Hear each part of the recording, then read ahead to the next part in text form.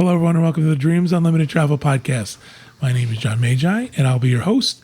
And in this episode, Tracey Heinrichs is going to share with us her top five. Wow, I got lost in that one. Her top 5 tips for saving money for a Disney vacation. I'm joined at the table by our panel of experts, Agent for Dreams Unlimited Travel, Beth Sada. Hello. Client Services Manager for Dreams Unlimited Travel, Kevin Kloos. Hey, everybody. Agent Consultant for Dreams Unlimited Travel, Tracey Heinrichs. Hi, everyone. Special Guest for Dreams Unlimited Travel, Ben Imlau. I've never been called an expert before. And back in our, neither is Craig. And back in our production facility, we have our producer, Craig Williams. No, really? That is not true. Craig is an expert in many, many things. Again, thank you everybody for joining us. So what we've been doing is we've been doing these series of shows where agents have come on and give their tips for saving money for a Disney vacation. Typically, our shows are focused on how you can save money on your vacation. We talk about how Dreams Unlimited Travel checks for discounts, constantly monitoring your reservation, helping you save money there, or the things that we offer our clients, like shipboard credits on cruises and discounts on Adventures by Disney Vacations. And pointing people towards what's right for them so that they don't overspend. Right. We make sure that we don't, we never push anything that someone would not need. So what we thought we would do is also now provide you with some of our tips that we've either used in the past or we've found other people have posted online or we know personally to save money for their Disney vacation so that you can actually come to beautiful Orlando and spend time here. So Tracey, it is your turn. Tell us your top 5 tips. All right. First, I want to say that I grew up in a family where vacations were not an option. There are no amount of tips that would have made it possible for us to go on a Disney vacation. And I tell you, I didn't go to Disney until I was in my 30s. Yeah, I was an adult as well, taking my child. And vacations for us were spending time at an aunt's house at the Disney Shore because it was Jersey Shore. Jersey Shore, what'd I say? The Disney Shore. The Disney Shores. Sounds like Seven Seas. Seven Don't give Seas them any Laguna was in Bay ideas. Lake. Now we're going to have Disney Shore vacations. We're going to have to plan. There you go, right? At the Jersey Shore because it was free. Yeah. Basically, it was a free vacation. So, Right. yeah, I mean, we didn't. Yeah, it just wasn't a reality for us. So I'm very, very sensitive to those who may be watching or listening who say, you know what, I can't afford this. I'm going on the assumption here that you're watching a show like this because you think you're in a place where with some, budgeting you can. But know that I grew up in that environment. So I'm very sensitive to that. So when it was time for me as an adult, I wanted to go on a Disney vacation. With Ben, it was Ben and I, it was our thing. My first husband didn't travel, he wasn't interested. And so I had to find ways outside of family budget to make these trips happen. So these are tips that we've used for planning our vacations in the early days. The first one was any windfall we got throughout the year. We were typically booking a year out, and we typically went once a year. So it was always a value resort. So we would, any windfalls. So, if I got a scratch ticket for my birthday and I won, it went in the vacation pile. If I bought a scratch ticket that won, same idea. Birthday money, then he said, what do you want for your birthday? We always used to ask, as Canadians, we would ask for U.S. cash. That's another tip. That's your second tip. Okay. You run them together. Oh, okay. I got to get them right. Yeah, right. All so right. your first tip is don't buy a scratch off. Don't buy a scratch off ticket. Save your money. Yeah, there's that, of course. But if you happen to have them anyway, or if you were given one, if I won, they were never cashed in until vacation time, and birthday money, things like that. Any windfall we got over the year that was extra. Did you have a special place where you put your money? Did Yes. you have a special account? It wasn't an account. It was a drawer. It was a spot where we kept everything. So whether Did you know where the spot was? If I did, we wouldn't go on vacations. Don't they have banks in Canada? They do, but Not back then. Yeah, this was separate. This was our you have thing. to ride your horse Yeah. to them. And Yeah, and you get your dogs and the sleds and the snow, and it was horrible. It was a lot of cost that way. Yeah. And we were saving money. Yeah. that's right. So my second tip Going to the that store for scratch off tickets. that I kind of gave a sneak peek at was we would always ask for U.S. money for special occasions. So, and especially for Ben, Yes. if he got birthday money and it was U.S. dollars, they were useless to him in Canada. So it was a way for him to save them Yes, that was a big thing. I mean, because obviously as a kid, you get money, you're going to want to spend it. So that was a great way to make sure that it's like, oh, you can't spend it. It's U.S. money. It's worthless up here. I think the equivalent now would be people asking for Disney gift cards for Christmas Yes. or for holidays. Right. At that time, it wasn't really a thing, and it was always harder in Canada because you'd get. It was just with the way the money worked. So yeah. the U.S. But I and still think this is a really cool idea for someone who doesn't live in the U.S. Yep. And you're saving money, and, Yep. or your kids are having a birthday, get folks to give them U.S. money. Yeah. I think And that's that really was cool. it was just dedicated to that. Along with that, as I said, the Disney gift cards would be equivalent to what you would I do know now. somebody who just took their kids to London for the first time, and she was talking about, well, I'm going to go and get a visa for them, a preloaded Visa card. And I said, no, go get them pounds. Right. Go get them the local money. Because first of all, I think that would be more fun Yeah. to have that. But second, it's just not as, they can't use it anywhere else. And the thing is, I still ask for money for like birthdays and stuff for trips. Most of our spending money came from either my wife's grandmother or my father. We are currently going through our own financial stuff. And since my mom paid for the trip and her grandmother paid for the flights, we just had to focus on the spending money. And so asking for Christmas made it a lot easier. Well, I also think spending money is one of those things that a lot of people don't budget. Oh, I know my flight is this much, and I know my room is this much, but you got to think about what are you going to spend every day. I also think as somebody who as a gift giver, having someone tell you what they want and having it be that easy to Right. get, Instead as of opposed to guessing. right. Because I would have given you a sweater. Sure. All right. So another thing I did was I collected air miles. It wasn't the good air miles that you could actually use for a flight because it would take so many.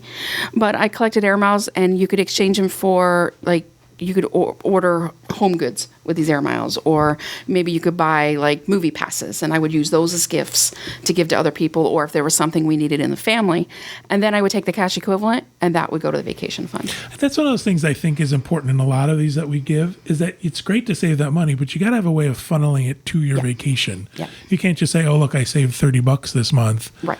Figure out a way to put it somewhere. Yep. And like for us, it was just easier to keep it away from, the typical bank account in the family. It was just, a drawer, and we could physically see it. And with Ben, always being able to see something and know what the goal was always helpful for him. Imaginary money doesn't do well for me right now. Yeah. So actually having dollars in hand means more. Like he's not Yeah. using at Disney now. He's not using his Magic Band to buy things. He's using cash. That's interesting. Because it means, and it's just the way that he relates to things. I think a lot of adults, I am now at a point in my life where I use a credit card for mostly everything. I carry very little cash.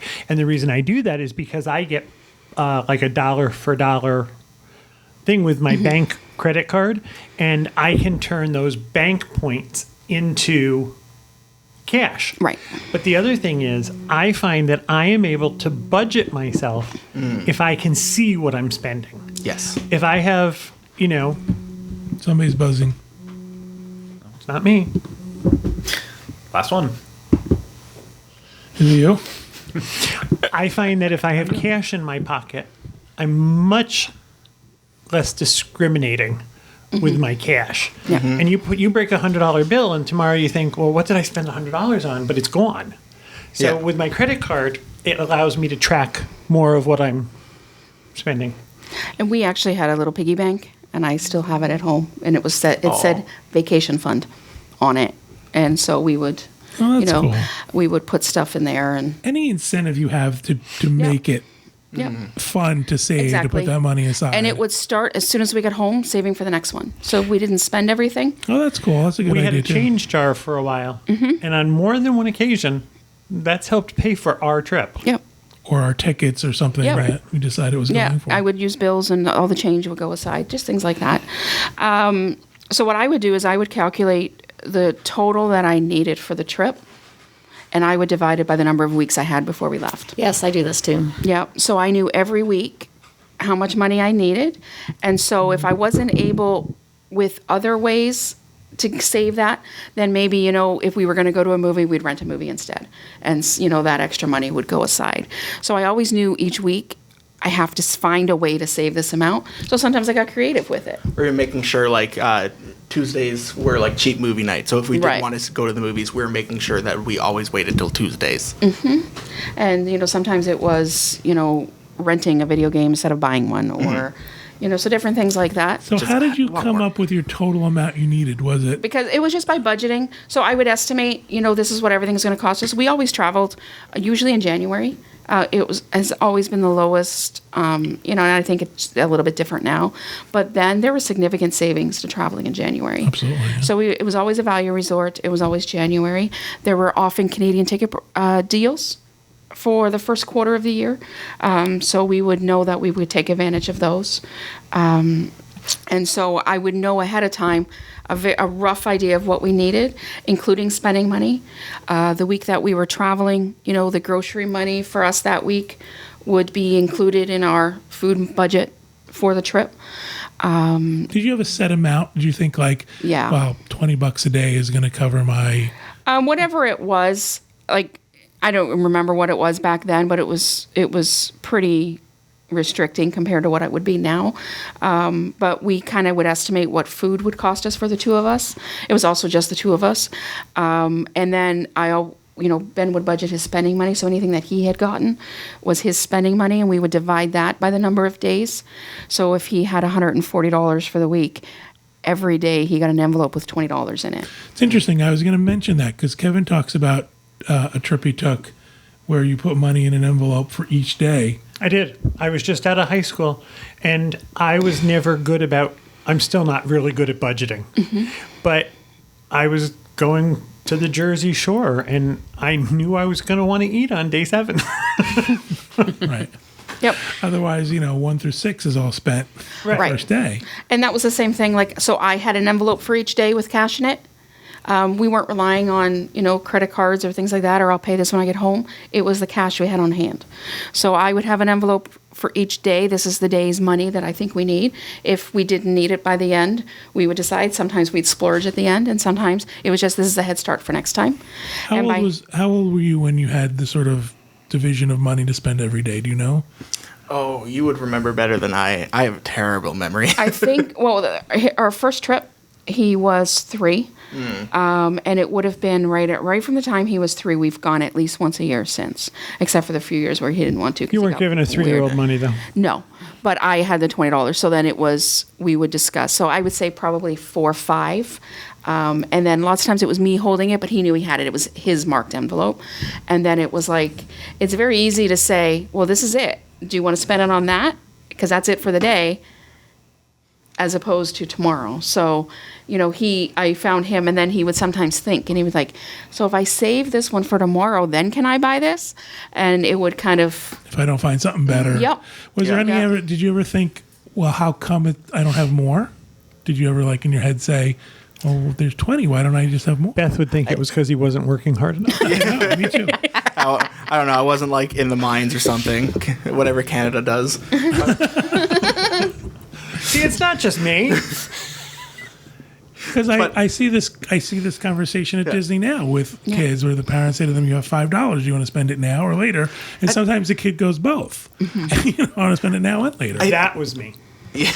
I think as a kid you really don't fully understand the value of money. I think from my mother's past and everything, and even my father's past, you kind of I was taught young the value of money. And so even on vacations like this, when I was presented with okay, you have $20 each day, then it had that value. And it's all of a sudden, it wasn't, I want to buy this. It's okay, what's it worth to me? How much do I want it? and there was also the whole thing where, I dealt with this autism thing every day. Sometimes I used it to my advantage, right? He was autistic. Autism is all about rules. So the rule is, this envelope says Monday. You can only spend it on Monday. And then that was the end of the discussion. Okay. Oh, well, Yeah. that's the Monday envelope. Right? Yeah, So simple it's as that. like, That's the whatever. rule. Yeah, that's the break the rule. rule. And so sometimes it's as simple as that with Ben. This is the rule. We should have started a therapy fund for you. Well, it was Disney or therapy. Really? So that's how we did. But the thing is, he also got to go to Disney every year, and it was on a shoestring budget. But we got to go and I realized after the first trip how important it was for him and his socialization and his growth and his confidence that it just became a priority for me after that. And we just found ways in our everyday my life. family, we used to drive all the time. We didn't fly until I was almost an adult. And what my mother would do was we got to go to Disney a lot. We all thought that was they thought that was a value. But my mother packed a lunch, and we went out and sat in the parking lot and had bologna and cheese sandwiches.